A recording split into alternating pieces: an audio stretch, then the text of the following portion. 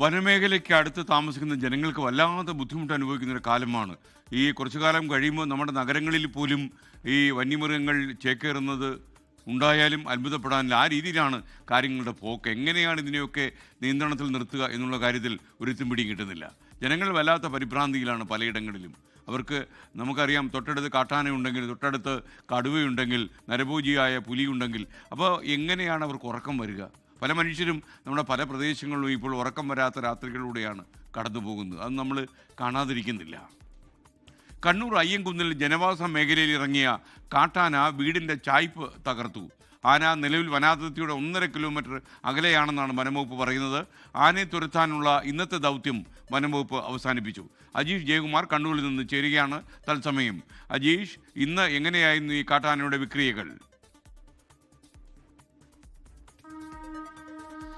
ഇന്നലെ രാത്രിയാണ് ഈ കാട്ടാന കാട് വിട്ട് നാട്ടിലേക്ക് ഇറങ്ങിയത്. ആദ്യം ഈ ജനവാസ മേഖലയുടെ അടുത്തുള്ള ഒരു റബ്ബർ തോട്ടത്തിലാണ് കാട്ടാനയെ ആദ്യം കണ്ടത്. ഒരാന ആയിരുന്നു ഉണ്ടായിരുന്നത്. നാട്ടുകാർ വനംവകുപ്പിനെ വിവരം അറിയിച്ചു. വനംവകുപ്പ് ഇന്ന് രാവിലെ മുതൽ തന്നെ ഈ പ്രദേശത്ത് പെട്രോളിംഗ് നടത്തുന്നുണ്ടായിരുന്നു. പിന്നീട് ഈ ജനവാസ മേഖലയോട് കൂടുതൽ അടുത്തടുത്ത് വന്നപ്പോഴാണ് ഇതിനെ തുരത്താനുള്ള നടപടികൾ ഉച്ചയ്ക്ക് വനംവകുപ്പ് തുടങ്ങിയത്. പോലീസും ഒപ്പം തന്നെ പഞ്ചായത്തിന്റെ പ്രതിനിധികളടക്കമുള്ളവർ ഇവിടെ ഉണ്ടായിരുന്നു. മാത്രമല്ല, നാട്ടുകാർ പരിഭ്രാന്തരായി പുറത്തേക്ക് ഇറങ്ങി ഈ കാട്ടാനെ തുരത്താനുള്ള നടപടികളിലേക്ക് കടക്കുകയും ചെയ്തതോടെ കൂടുതൽ സംഭവം വഷളാവുകയുമായിരുന്നു. പിന്നീട് വനം വകുപ്പ് കൂടുതൽ ഉദ്യോഗസ്ഥരെ ഇറക്കി നാട്ടുകാരെയൊക്കെ അവിടെ നിന്ന് മാറ്റി ഈ കാട്ടിലേക്ക് തുരത്താനുള്ള നടപടികൾ തുടങ്ങി. പിന്നീട് ഈ സമയത്ത് ഈ പരിഭ്രാന്തി പരത്തി ഈ നാട്ടിലൂടെയൊക്കെ ഓടിയ കാട്ടാന പല വീടുകളുടെ മുന്നിലൂടെയും ഓടി. അതിൻ്റെ ദൃശ്യങ്ങളൊക്കെ പുറത്തേക്ക് വന്നിരുന്നു. ഈ ആളുകൾക്ക് വീടിൻ്റെ പുറത്തിറങ്ങരുതെന്ന ഒരു നിർദ്ദേശം ഉച്ചയ്ക്ക് ശേഷം തന്നെ ഈ വനം വകുപ്പ് ഉദ്യോഗസ്ഥർ കൊടുത്തിരുന്നു. അങ്ങനെയാണ് ഈ ഒരു വീടിൻ്റെ ചായ്പ്, അതായത് കാർപോർച്ചിൻ്റെ ഒരു ഭാഗത്ത് കെട്ടിയിരുന്ന ഷീറ്റ്, തകര ഷീറ്റ് അടക്കം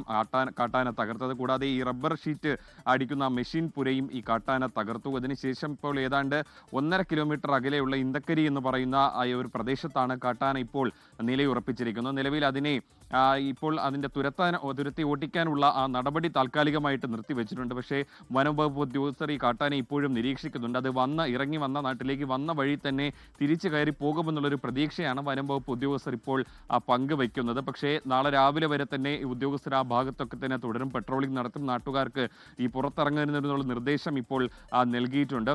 മാത്രമല്ല, ഈ വേണ്ടി വന്നാൽ കൂടുതൽ ഉദ്യോഗസ്ഥരെ, പ്രത്യേകം ക്വിക്ക് റിയാക്ഷൻ ടീമിനടക്കമുള്ളവരെ ഇങ്ങോട്ടേക്ക് എത്തിച്ച് ഇതിനെ തുരത്താനുള്ള നടപടികൾ എടുക്കുമെന്ന് വനം വകുപ്പ് ഉദ്യോഗസ്ഥർ അറിയിച്ചിട്ടുണ്ട്. എന്തായാലും നാളെ രാവിലെ വരെ നോക്കാനാണ് വനം വകുപ്പ് ഇപ്പോൾ തീരുമാനിച്ചിരിക്കുന്നത്.